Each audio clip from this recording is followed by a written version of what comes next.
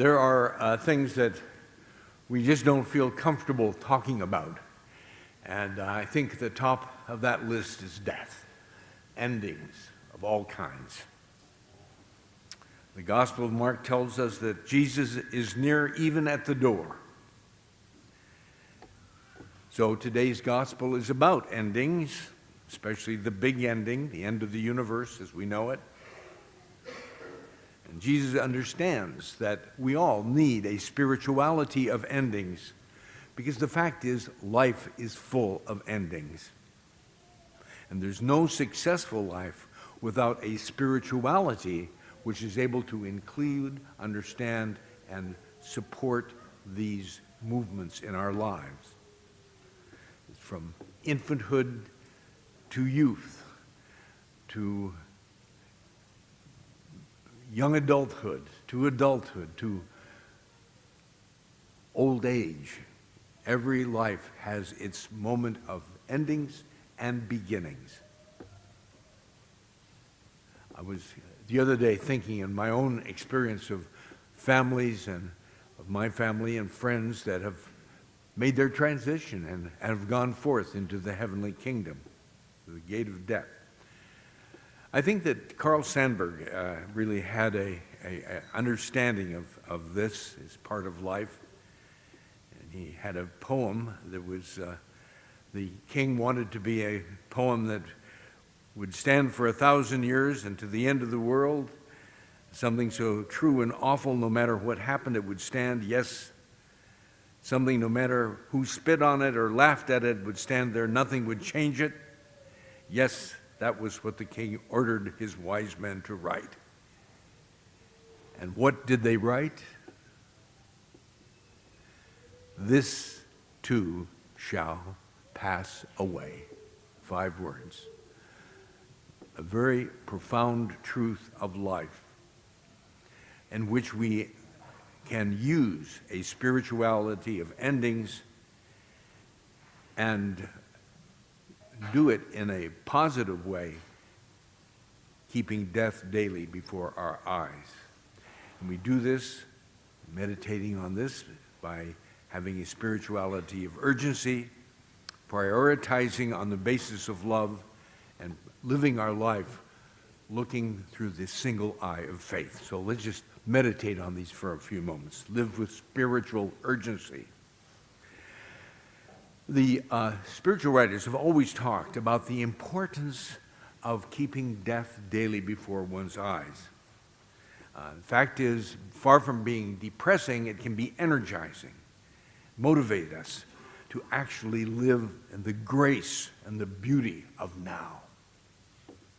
The result of my meditation on death is that I develop a gratitude regarding these blessings, unique blessings, which simply are not going to last.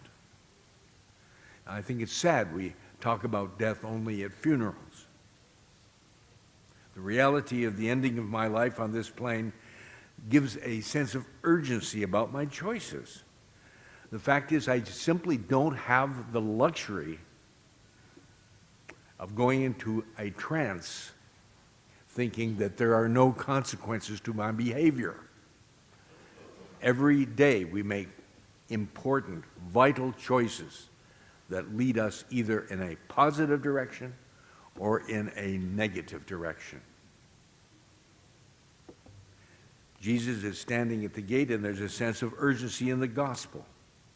The founder of a highly successful company was asked what it took to succeed, and his answer was the same thing that it took to get started, a sense of urgency. See, we are all inundated on a daily basis with the urgent but not important. And the task is to separate out the urgent but not important and see the important but not urgent. But even more important than that is to identify those things that are both urgent and important. Awareness and gratitude for the precious gift of now, of the Holy Spirit actually working in my life. I really believe that. The Holy Spirit is alive and active and working in each of our lives if we would only open ourselves to that wonderful beauty and truth.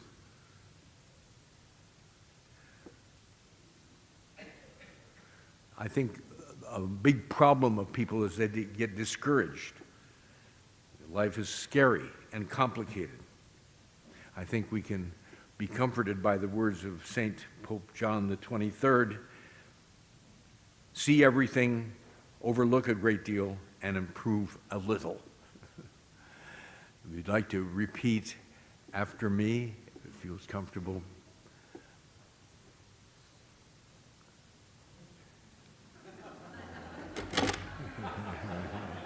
Here it is. I live with a sense of spiritual urgency. I live with a sense of spiritual urgency. Secondly, we prioritize things on the basis of love. God is the word we use for the infinity of love. Infinite love delivers me into this world at birth, and infinite love accompanies me through the never-ending changes of my life, including the final ending when I return, when I pass through the gate to be one with infinite love forever. Kubler-Ross, in her Death and Dying work with terminally ill people, commented on their feeling about life as they look back on this moment of death. They saw in the final analysis that only two things matter: the service you render others and love.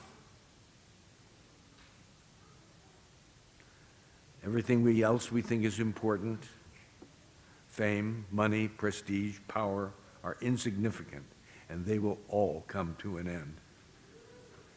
I experienced many endings in my life, none of which can be repeated.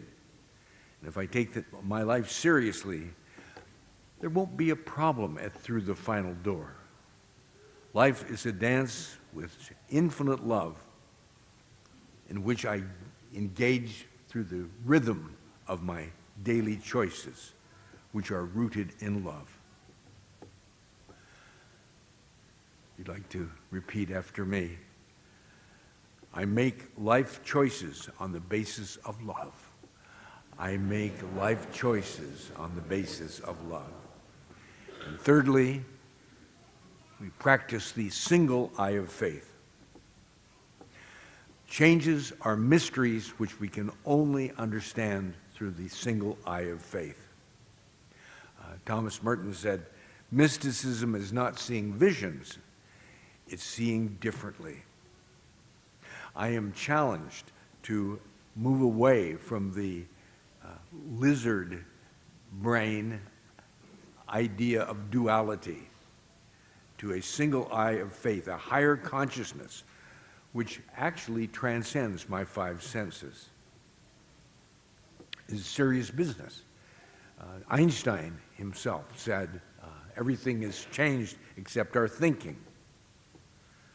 So to deal with the real big issues of life, which we are all involved in, we need more than dehydrated dogmas and light liturgies, and still less faddism, which is the bane of our age.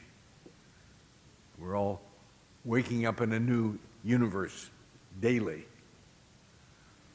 But we need to move to a deep work of consciousness of the single vision of God and faith.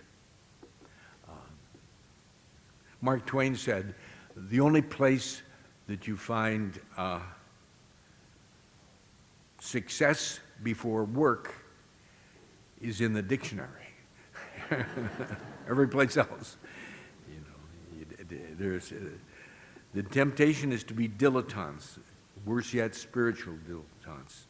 We need to watch our words; they become our works, and watch our works; they become our actions, and our actions become habits, and habits become character. So these little choices that we made of faith really build who we are in the eyes of God. I view life through the single eye of faith.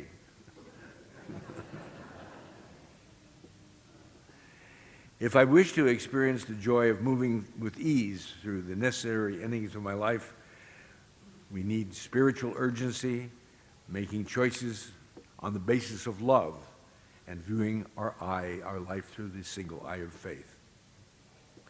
Why? Because Jesus is standing at the door of whatever ending I experience, whether it's one of the 1,000 ones that is part of my daily life, or the final one, my end of my journey on earth. See, the added benefit to all of this, that making good endings make good beginnings. Goofed up endings make poor beginnings. The human Jesus promises to stand there with infinite love, smitten by the beauty of me in my fragility, and will bring me through the gate of death to the next life. These little endings are just rehearsals in my life until I go through that final gate, when my personhood will be absorbed in the infinite love that we call God.